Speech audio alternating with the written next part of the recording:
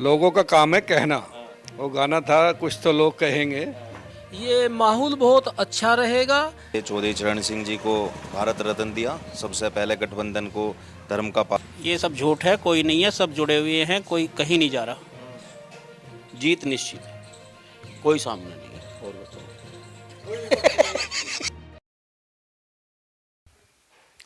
नमस्कार, DNP India में आपका स्वागत। मैं हूं आपके साथ राहुल चौधरी। तो जैसा कि आप जानते हैं कि लोकसभा चुनाव का आगाज हो चुका है, बिगुल फूंक चुका है और इसी क्रम में हम गांव-गांव जाकर लोगों से पूछ रहे हैं कि अब की बार किसका पलड़ा भारी रहने वाला है। क्या बीजेपी राष्ट्रीय लोकदल का जो गठबंधन हुआ उसका पलड़ा भारी है, या फिर विपक्षी गठबंधन जो कि सपा और कांग्रेस, खासकर जो पार्टी विशेषकर उस गठबंधन में शामिल है, उसका पलड़ा रहने वाला है, या फिर कोई और पार्टी है जिसका पलड़ा भारी रहने वाला है। पिछले काफी कुछ दिनों से एक बात चल रही है कि जो बीजेपी और आरएलडी का गठबंधन हुआ है, कुछ लोग उससे खुश हैं और कुछ लोग अभी भी ऐसे हैं जो कि उस गठबंधन से खुश नहीं हैं। तो आज हम मौजूद हैं गाजियाबाद जिले के गांव पतला में। यहां पर तमाम लोग हमारे साथ मौजूद हैं, इनसे बात करते हैं और इनके मन के विचार जानते हैं कि आखिर यहां पर किसका पलड़ा भारी रहने वाला है और जो गठबंधन हुआ है ये लोग उस गठबंधन से खुश हैं या फिर खुश नहीं हैं। तो चलिए चर्चा की शुरुआत करते हैं। तो आगामी चुनाव को लेकर क्या लगता है आपको, किसका पलड़ा अब की बार भारी रहने वाला है और क्यों? भाजपा और लोकदल का इस सीट पे टकराव होता था और दोनों एक हो गए तो टकराव की स्थिति तो है ही नहीं। स्थिति बिल्कुल साफ है, एक तरह से निर्विरोध कैंडिडेट के रूप में माना जा रहा है। कोई विरोध नहीं है कहीं भी। दोनों विरोधी एक हो गए तो विरोध का मामला ही खत्म हो गया। बहुत भारी जीत है। कुछ लोग तो कह रहे हैं कि जी खुश नहीं है, अभी भी जो समाज है वो कह रहे हैं कि गलत करा जयंत चौधरी ने, चले गए बीजेपी के साथ में, खत्म कर देंगे पार्टी को। जो पहले डाउन हुए थे उसको वापसी लाने के लिए इससे अच्छा रास्ता ही नहीं था और बहुत ही अच्छा उन्होंने सुझाव अपना माना है, बहुत अच्छा रास्ता चुना है। इनसे आगे अपने भविष्य को और देश को एनडीए मिलके विकास करेंगे। बहुत अच्छा चल रहा है। तो मतलब आप मान रहे हैं कि कुछ लोग हैं जो विरोध कर रहे हैं अभी? कुछ तो होते ही हैं जिनका काम ही विरोध करना है। वोट वे भी देंगे। अच्छा। वोट देने कहाँ जाएंगे जब दूसरा विकल्प ही नहीं रहा। वोट सभी की मिलेगी, विरोधी भी वोट देंगे। तो देखिए, इनका कहना है कि कुछ लोग हैं जो विरोध कर रहे हैं लेकिन समय रहते उनको मना लिया जाएगा क्योंकि कुछ विकल्प नहीं है। इनका कहना है कि जी लड़ाई ही बीजेपी और राष्ट्रीय लोकदल के बीच में हुआ करती थी, अब जब उनकी दोस्ती हो गई तो लड़ाई तो खत्म हो गई। ऐसा ही है जी? बिल्कुल सही कहा आपने, ऐसे ही है। तो इसके अलावा आपको नहीं लगता कि कोई मुद्दे ऐसे हैं जो कि भारी पड़ने वाले हैं चुनाव में अब की बार? कोई मुद्दा नहीं है, मैं भी पूरे क्षेत्र में घूमता हूँ, कोई ऐसा मुद्दा नहीं है जो भारी पड़े। एक तरफा जीत चल रही है। बीजेपी को तो लोग कहते हैं किसान विरोधी पार्टी है वो। लोगों का काम है कहना। वो गाना था कुछ तो लोग कहेंगे, तो कहने वाले तो कहते रहेंगे, ऐसा कोई बात है नहीं। तो शर्मा जी, क्या लगता है कि आगामी चुनाव को लेकर कैसा माहौल रहने वाला? ये माहौल बहुत अच्छा रहेगा और 2014 से के माहौल में और अब के माहौल में जब कुछ बढ़ोतरी ही है, कोई टकराव नहीं है। जो एक बात थी कि भाई लोकदल और कांग्रेस में कुछ लोकदल और बीजेपी में कुछ गैप है, वो ख़त्म हो गया है। सभी लोग आपस में मिल रहे हैं। मोदी के कार्य से, मोदी की नीतियों से लोग खुश हैं। बीजेपी की और लोकदल की प्रचंड आंधी है। सागवान जी जीत करके जाएंगे और पार्लियामेंट में बैठेंगे। तो मतलब आपको नहीं लगता कि कुछ लोग जो विरोध कर रहे हैं वो विरोध भारी पड़ जाएगा आपके ऊपर? वो विरोध उनका वैसा ही है क्योंकि कोई खास मायने नहीं रखता। सब लोग लोकदल के हिसाब से भी वोट देंगे और बीजेपी के हिसाब से भी देंगे, क्योंकि जो हमारे लोकदल के ग्रुप के कुछ लोग थे पहले भी बीजेपी के साथ थे, जो एक खास चौधरी लोग माने जाते हैं। जब भी एक अच्छा प्रतिशत बीजेपी के साथ था, लोकदल के आने से तो 99% जो है गठबंधन हो करके एक ही हो गए। तो जीत तो अवश्य है ही। बागपत लोकसभा क्षेत्र के साथ साथ जो और भी बहुत बाहुल क्षेत्र हैं वहाँ पर भी अच्छा परिणाम आएगा और ये गठबंधन जीत हासिल करेगा और ये समय की पुकार थी, ठीक रहा। अच्छा रहा। इसमें सभी का समग्र विकास है, किसान का भी विकास है, मजदूर का भी विकास है, और जो था सब समग्र विकास है, सबके हित में है। तो आगामी चुनाव को लेकर क्या माहौल लगता है आपको कि क्या होने वाला है अब की बार? अब की बार जो इलेक्शन, अब की बार पहली बार ऐसा हो रहा है कि सब इकट्ठा होकर सब चुनाव लड़ रहे हैं। ये सांगवान जी चुनाव नहीं लड़ रहे, सभी सांगवान जी भारतीय जनता पार्टी और राष्ट्रीय लोकदल के जितने भी हमारे वोटर हैं, सभी सांगवान अपने आप को सब समझ रहे हैं। और इसलिए कि एक चौधरी अजीत जैन जी ने भी जो टिकट दिया है वो एक पुराने कार्यकर्ता को टिकट दिया है, और बहुत मतलब जो एक पिछले इनका लोकसभा विधानसभा में जो टिकट कट गया था उससे थोड़ा सा रोष था कि सांगवान जी को टिकट नहीं मिला है। तो एक बड़ा दिल दिखाया है जैन जी ने, और ये टिकट दे के सांगवान जी को एक कार्यकर्ताओं के भी मन में एक लहर सी जगी है कि हम सब लग रहे हैं, और भाई कभी ना कभी हमारे भी इस तरीके से लॉटरी खुलेगी। एक तरह से लॉटरी खुलने का स्थिति है सांगवान जी की, और बढ़िया उन्होंने डिसीज़न लिया है।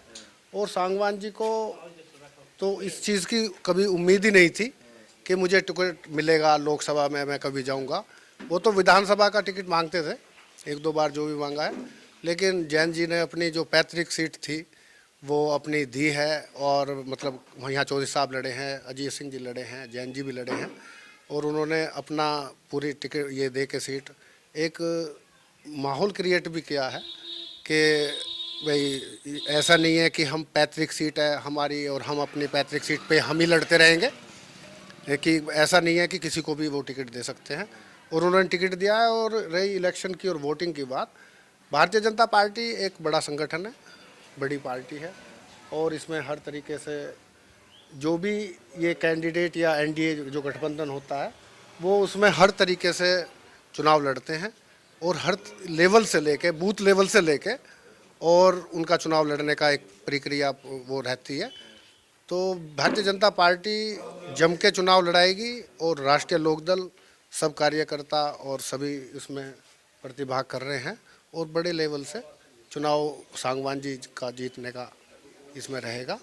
तो जैसा आपने बताया कि पिछली बार जब विधानसभा का टिकट यहाँ से नहीं मिला था राजकुमार सांगवान जी को, आप सिवालखा सीट की बात कर रहे हैं, तो सिवालखा सीट पर जब सांगवान जी को प्रत्याशी ना बना करके गुलाम मोहम्मद को प्रत्याशी बना दिया था, और समाजवादी पार्टी के क्योंकि कहा जाता कि वो आदमी थे और सिंबल दे दिया था उनको राष्ट्रीय लोकदल का, तो मेरे संज्ञान में एक बात है कि लोगों ने कहा कि जी इनके पास तो जीतने के लिए उम्मीदवार ही नहीं है। और इस बार जब लोकसभा चुनाव में सांगवान जी को प्रत्याशी बनाया गया है तो लोगों का कहना है कि जी बीजेपी का सपोर्ट है इसलिए वो चुनाव जीत रहे हैं, नहीं तो लोकदल के पास तो इतनी जनता का आशीर्वाद ही नहीं था कि वो यहाँ से चुनाव जीत जाएं। नहीं, देखो ये जो समाजवादी पार्टी में अभी भी हमें 7 सीट जैसे दे रहे थे लोकसभा में, तो उसमें वो कैंडिडेट जो उठा रहे थे वो कैंडिडेट अपने रख रहे थे, और कहीं ना कहीं ये एक गठबंधन का टूटने का भी एक कारण हम समझते हैं। ये मेरी अपनी पर्सनल है, वो तो वैसे चौधरी जैन जी का पता है भाई किस तरीके से गठबंधन का दिक्कत आई है। लेकिन उन्होंने पिछली बार भी वहाँ मथुरा से भी वहाँ से कैंडिडेट जो चेंज कर दिया था, समाजवादी पार्टी का अपना राष्ट्रीय लोकदल का केवल 250-500 वोटों से मेरे ख्याल से हारे थे, लेकिन वो भी चेंज कर दिया था उन्होंने। तो और सिवाल खास में भी जो गुलाम मोहम्मद जी को टिकट दिया था वो समाजवादी पार्टी से ही पहले सांसदी का भी चुनाव लड़ा है, एमएलए का भी उन्होंने चुनाव लड़ा है, वो थे ही समाजवादी पार्टी के।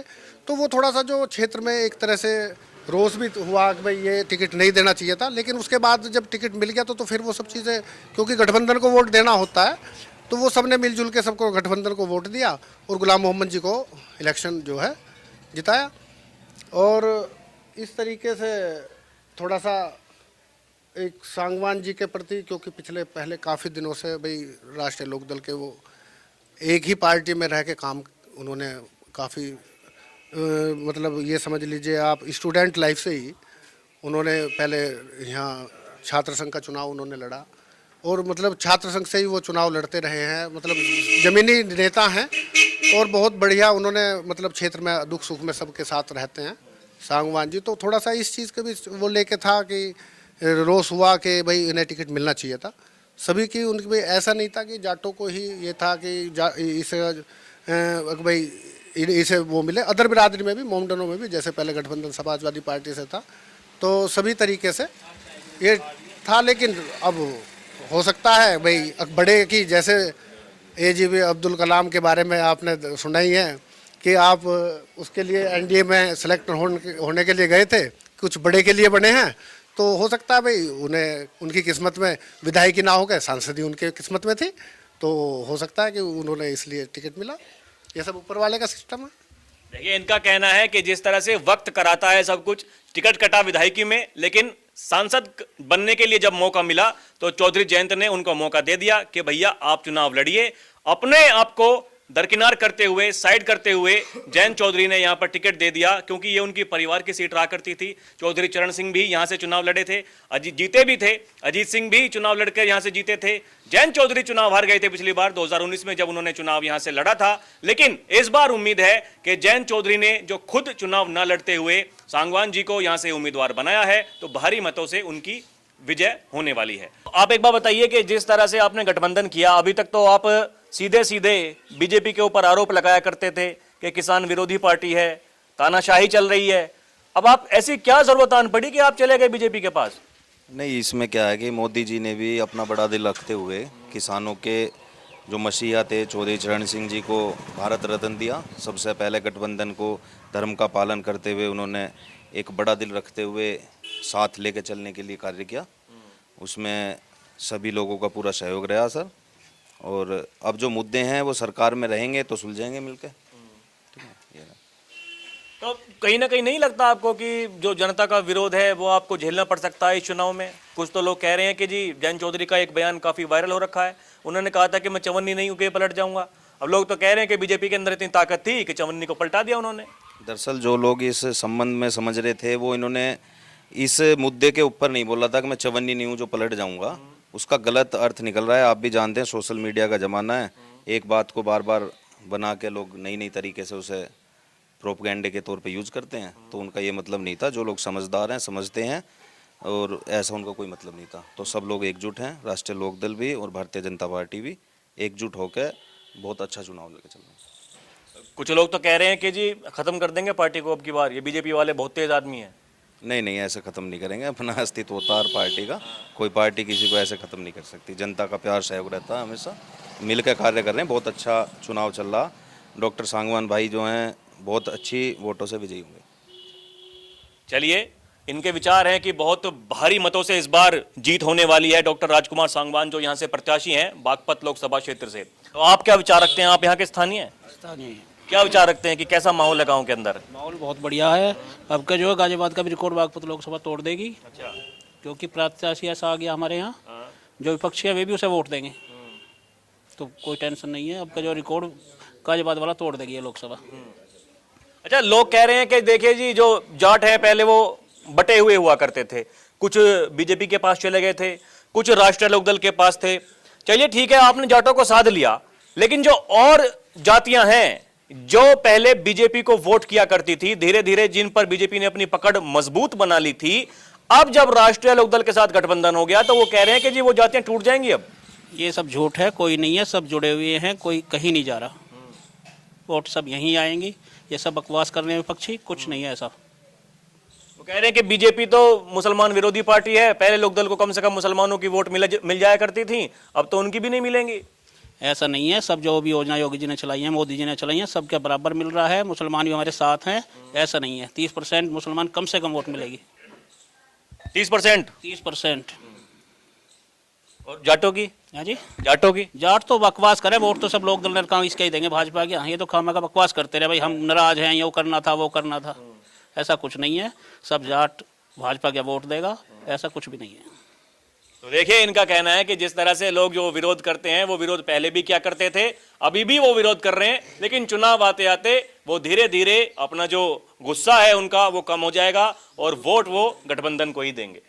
जी, आपका क्या नाम है? हाँ जी, हमारा नाम देशपाल है और मैं गांव पतले का रहने वाला हूँ और मैं यहाँ सीताराम चौक पे बैठा हुआ हूँ। ये एक ऐसा स्थान है जहाँ पे जो इसके जयंत के पापा भी आए हुए थे और ये उनकी मतलब एक अच्छी वो रही, यहाँ पे उनकी अच्छी भूमिका रही है और उन्होंने भी अपने टाइम पे, उसके बाद अजीत सिंह, जैन सिंह भी यहाँ पे जाटों का बहुत अच्छा बोला बाला है।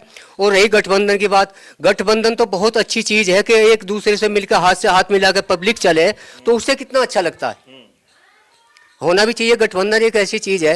रही भाजपा की बात, भाजपा तो एक ऐसी चीज़ है जिसने प्रधानमंत्री ने, हमारे देश के जो प्रधानमंत्री है, हमारे देश का नंबर कब था? हमारे देश का नंबर यो था कि हमारा देश जो है 11वें नंबर पर था। और जब प्रधानमंत्री मोदी जी आ गए तो हमारा देश आज कितनी तरक्की पे पहुंच गया? अब नहीं, हमारा देश आज 5वें नंबर पर आ गया। देश पर कर्जा भी तो हो गया 3 गुना। देश पे कर्जा कहाँ हो रहा? 3 गुना कर्ज हो गया। नहीं नहीं, 3 कर्जा किस तरह से हो गया वो हमें समझा दो आप। किस तरह कर्जा हो गया देश में? आप देखिए, आंकड़े चेक करिए 2014 से लेकर के अब तक में देश पर कितना कर्जा बढ़ गया है। नहीं, कर्जे तो ये तो लेना देना तो होता ही रहता है भाई किसी से। अब यो है, इससे देख लो तुम, पाकिस्तान है, पाकिस्तान कंगाल है, पाकिस्तान अभी हिंदुस्तान से भीख मांग रहा है, तो वो भी तो उसका वो कहाँ गया? उसकी प्रगति कहाँ गई? अब हमारे हिंदुस्तान है, मोदी को ऑस्ट्रेलिया में ले जाओ, कहीं भी ले जाओ, रूस में ले जाओ, चाइना में ले जाओ, वहाँ सब मोदी को प्रणाम करते हैं। तो मोदी एक ऐसी चीज है कि एक भारतीय सम्राट है योगी जी। लोग तो आरोप लगा रहे हैं कि तानाशाह हैं। नहीं, लोगों का तो ये कहना रहता है, लोगों की तो राजनीति चलती रहती है भाई, उसने ये किया। कह रहे हैं कि सिटिंग मुख्यमंत्री को अरेस्ट करवा दिया, ऐसा तो कभी हुआ ही नहीं हिंदुस्तान के इतिहास में। देखिए, जो भ्रष्टाचार है, जो भ्रष्टाचार उसने किया है वो तो सारी जनता जानती है। आम आदमी, उसने कितने भ्रष्टाचार किए? उसने एक मकान मिला हुआ था, उसने भी उसको ताजमहल बनवा दिया। केजरीवाल ने ताजमहल बनवा दिया। वो कह रहे हैं गठबंधन वाले कि जी वो तो अपने लिए थोड़ी बनाया, मुख्यमंत्री आवास है, कल को मुख्यमंत्री नहीं रहेंगे, कोई और रहेगा उसमें आकर के। नहीं, मुख्यमंत्री आवास जब उस मुख्यमंत्री के उससे अकंटित हो गया उसका मकान, और उसने शराब घोटाले में 100 करोड़ 600 करोड़ रुपए ये कहां से आ गए? अगर उसका वो लीक करे भाई, तेरे पास में मुख्यमंत्री को कितनी पे मिलती है, और उसका जो है कितना तूने पैसा वहां भेजा, कितना कहाँ घोटाला करा, तो वो तो एक पब्लिक ने उजागर कर दिया। अब उस पे तो हर नेता ये है वो है भाई, जो भ्रष्टाचार है वो तो भ्रष्टाचार रहेगा ही। वो कह रहे हैं कि 95% जो ईडी सीबीआई के केस हैं वो केवल सत्ता विरोधी पार्टी है उनके खिलाफ चल रहे हैं। बीजेपी में सब पाक साफ हो जाते हैं आते ही। तमाम तरह के उदाहरण गिनवाते हैं वो। नहीं, केजरीवाल ने अपने टाइम पर राहुल को भी और इनके 2-4 नेता थे, उन्होंने कहा भाई मैं भ्रष्टाचार के खिलाफ मतलब झंडी उठाऊंगा। अब भ्रष्टाचार जो भ्रष्टाचार के खिलाफ झंडी उठा रहा था और वो ही भ्रष्टाचार में लिप्त हो गया, तो क्या केजरीवाल है? अगर नहीं मान लो इस चीज को भाई, जो भ्रष्टाचार के खिलाफ चल रहा था और आज वो खुद भ्रष्टाचार में लिप रहा है, तो जो भ्रष्टाचारी वो तो जेल नहीं जेल। एक बात बताइए, आपके हिसाब से क्या बीजेपी में कोई भ्रष्टाचारी नहीं है? है जी, बीजेपी में नहीं है कोई नेता भ्रष्टाचारी? नहीं, बीजेपी में तो मेरे विचार से तो कोई भ्रष्टाचार है नहीं। और ये जो बीजेपी में आए हैं ये विपक्षी दलों के, कौन से बीजेपी में जो आए हैं विपक्षी दलों के? नहीं, उनकी तो मूर्ति सामने आ जाएगी ना हमारे। अच्छा। भाई उनका तो जो करना धरना वो हमारे सामने आओगे। अगर भ्रष्टाचार में तो वे भी केजरीवाल की तरह जेल जाएंगे। अच्छा, वो तो केस ही चलने बंद हो जाते हैं। वो कहते हैं कि अजीत पवार, मोदी जी कहते थे चक्की पीसिंग, वो देखिए चीफ मिनिस्टर डिप्टी उप मुख्यमंत्री बना दिया उनको। नहीं, वो तो जो जिसने भ्रष्टाचार करा और जिसकी हरी झंडी आओगी और जिसकी लाल झंडी आओगी वो तो पब्लिक के सामने आओगी। चलिए ठीक है, मतलब आपके हिसाब से गठबंधन की बड़ी जीत होने वाली? नहीं है, गठबंधन ये तो होएगी, जरूर होगी।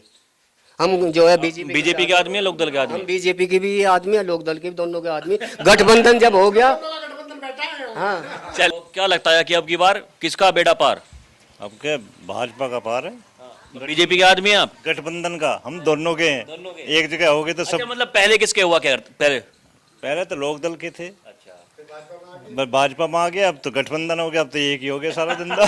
देखिए, इनका कहना है कि ये लोक दल के आदमी पुराने हुआ करते थे, बीच में जब मोदी लहर आई, योगी लहर आई, तो ये बीजेपी में आ गए। अब जब गठबंधन हो गया तो बिना कोई मनमुटाव करते हुए ये गठबंधन के साथ हैं। कोई मुद्दे नहीं है? नहीं, सब बढ़िया रहेगा। पार्टी में साथी रहेंगे तो कुछ काम भी चलेगा। बगैर रहे सत्ता का तो बहुत असर पड़ेगा। नहीं, काम होएगा कस्बे में, बढ़िया काम चलेगा। ये तो बढ़िया आएगा, जीत होगी तगड़ी। और कह रहे हैं कि अब की बार बस खाली यही जाति वोट देंगे और कोई देगा नहीं, कोई सी बिरादरी। और बिरादरी कहाँ जाएगी? ये कोई जातिवाद पे थोड़े लड़ रहे। ये तो अब ये मुसलमान है, अब मोदी ने ये जो मुसलमानों को उज्ज्वला में सारा इनका ही ना जा रहा, राशन में जितना भी जा रहा वो इनका ही ना जा रहा ज़्यादातर, किसका जा रहा? और आयुष्मान कार्ड बन रहे वो इनके बन रहे, तो और ये कहाँ जाएंगे? वोट क्यों ना देंगे ये बताओ? जीत होनी है कि ना होनी? वो तो कह रहे हैं कि वोट देते ही नहीं है पहले, वो तो मुस्लिम विरोधी पार्टी है बीजेपी तो। नहीं, ये मुस्लिमों का तो काम चल रहा है इसमें, और जाति का तो ज़्यादा इतना है ही ना, मुस्लिमों का फायदा हो रहा है ज़्यादातर। तो देंगे क्यों ना, कहाँ जाएंगे? और कितनी बड़ी जीत मान रहे हैं आप? बहुत तकड़ी, एक तरफा, एक तरफा। बिल्कुल। क्या विचार रखते हैं आगामी चुनाव को लेकर, क्या होगा अब की बार? गठबंधन के साथ है, हमारी जीत होगी लोकदल की। अच्छा हुआ साथ आए पार्टी के। तो आप बीजेपी के आदमी थे कि लोकदल के? लोकदल के। विरोध नहीं कर रहे बीजेपी के साथ? बीजेपी के साथ है, अब जब लोकदल साथ है तो हम भी साथ हैं। और क्या चाहिए भाई? इसका मतलब कि अब की बार तो कोई फिर तो जीत कोई है ही नहीं सामने। निश्चित जीत निश्चित है, कोई सामने नहीं। और बताओ जी, एक बात बताइए, अब तक तो आप विरोध क्या करते थे बीजेपी का? हाँ जी। अब कैसे साथ चले गए? ये तो सब साथ हो, जब हमारे बॉस चले गए तो हम भी साथ ही चले गए। हाँ भैया, मतलब जो चौधरी साहब ने कह दिया वही होगा। वो अटल है। ठीक, ऐसा मतलब क्यों है? मैं एक बात समझ नहीं पाता। देखिए कि चौधरी साहब ने जो कह दिया वो अटल है, मतलब क्या आपका कोई दिमाग नहीं काम करता कि हमारे लिए क्या सही है क्या गलत है? सही हो रहा, देश आगे बढ़ रहा है, तेजी से विकास हो रहा, और क्या चाहिए? मतलब जब तक गठबंधन नहीं हुआ था तो विकास नहीं हो रहा था? कम हो रहा था, अब ज्यादा होगा, मिल गए हम ज्यादा। है जी भाई, पश्चिम उत्तर प्रदेश में ये लोकदल यही तो विरोध करते थे, और ये मिल गई तो और ज्यादा विकास होगा, अब क्या चाहिए? कोई मुद्दे नहीं है आपके जो पहले मुद्दे हुआ करते थे? देखे खत्म हो गए सब, जब मिल गए सब खत्म। वो चौधरी साहब जाने क्या मुद्दा करना है, लेकिन हम उनके साथ। देखिए, एक गुड़िया भी हमारे साथ में है, ये पहली बार अब की बार वोट डालने वाली हैं, तो हमने सोचा कि क्यों ना इनसे बात की जाए और इनके विचार जाने जाएं कि जो फर्स्ट टाइम ये वोट डालने वाली हैं तो ये किसको अब की बार वोट डालने जा रही हैं और क्यों। गुड़िया, क्या नाम है आपका? भव्या चौधरी। तो किसको वोट देने जा रहे हैं आप पहली बार? बीजेपी और लोकदल के गठबंधन को। तो ऐसा क्यों कि आप पहली बार ही आपने मन बना लिया कि बीजेपी और लोकदल गठबंधन को वोट देंगे आप? क्योंकि बचपन से ही पूरी फैमिली में यही सुनते आए हैं कि लोकदल ही हमारी पार्टी है, हम उसी से जुड़े हुए हैं, तो अब लोकदल बीजेपी से शामिल हुए, दोनों एक ही पार्टी में जुड़े हैं, तो हम उन्हीं को वोट देंगे। उन्हीं। देखिए, इनका कहना है कि जो परिवार पहले से ही इनका लोकदल का परिवार रहा है और अब जब गठबंधन हो गया है तो ये पहली बार जो वोट डालेंगी वो गठबंधन को ही वोट डालने वाली हैं। आपके हिसाब से देश के जो प्रधानमंत्री हैं वो कैसा काम कर रहे हैं? बहुत अच्छा काम कर रहा है मेरे हिसाब से। जब से मतलब मोदी जी प्राइम मिनिस्टर बने हैं तब से इंडिया की जो फॉरेन में भी आप देखोगे जो रीच हुई है वो बहुत ज़्यादा हुई है, इंडिया की अलग ही प्रेस्टीज हुई है, और मेरे हिसाब से उनसे बेटर प्राइम मिनिस्टर इस टाइम में कोई नहीं हो सकता। तो देखा आपने, जिस तरह से हमने लोगों से बात की, इनका कहना है कि जो गठबंधन हुआ है गठबंधन से ये खुश हैं। जो लोग कुछ ऐसे हैं जो कि अभी नाराज बताए जा रहे हैं, धीरे धीरे समय रहते रहते जैसे जैसे चुनाव नजदीक आएगा उनको भी मना लिया जाएगा। क्या हकीकत में ऐसा हो पाएगा? उसके लिए तो हमें चुनाव के नतीजे आने तक का इंतजार करना होगा, लेकिन फिलहाल जो यहाँ का माहौल है वो माहौल ये कहता है कि अब की बार यहाँ पर बीजेपी और जो राष्ट्रीय लोकदल का गठबंधन हुआ है लोग उससे खुश हैं, उसके साथ हैं। अभी के लिए इतना ही। आप देखते रहें डीएनपी इंडिया। नमस्कार।